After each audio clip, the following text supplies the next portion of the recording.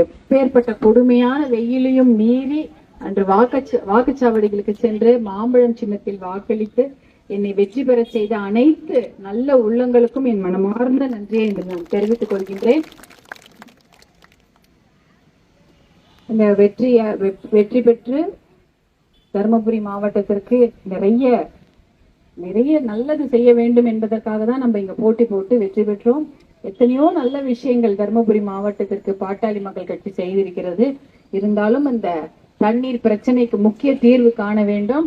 அதற்காக தான் நம்முடைய உழைப்பு இருக்கும் என்பதை ஏற்கனவே நான் சொல்லி இருக்கின்றேன்.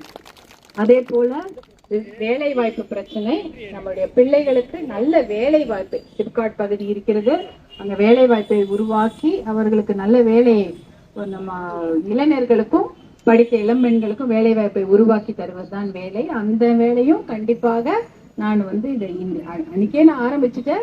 இருந்தாலும் அந்த கண்டிப்பாக அதை செய்து முடிக்க வேண்டும் என்பதில் உறுதியாக இருக்கின்றேன்.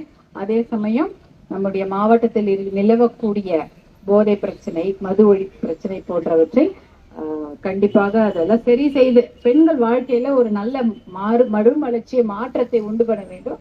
அதற்காகவும் என்னுடைய உழைப்பு கண்டிப்பாக இருக்கும். அதெல்லாம் நான் ஏற்கனவே உங்ககிட்ட சொல்லிட்டேன்.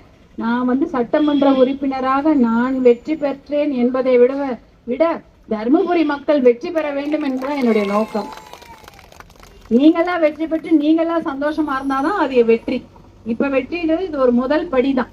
ஆனா நம்ம மக்களுடைய வாழ்க்கையில அது வெற்றி அடையணும். நீங்க சந்தோஷமா இருக்கணும். கடன் பிரச்சனை இல்லாம, சுகாதார பிரச்சனை இல்லாம, ஒழுக்க சீர்கேடு எதுவும் இல்லாம பெண்கள் நிஜமாகவே மகிழ்ச்சியாக இருக்க வேண்டும். அதே போல தலை நிமிர்ந்து கௌரவமாக நம் பிள்ளைகள் வாழ வேண்டும்.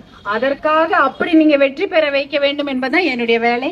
அதற்காக என்னுடைய முழு உழைப்பு கண்டிப்பாக இருக்கும் என்பதை தெரிவித்துக் கொண்டு, நீங்கள்லாம் என் மேல் வைத்த பாசத்துக்கு என்றென்றும் நான் நன்றி உள்ளவளாக இருப்பேன்.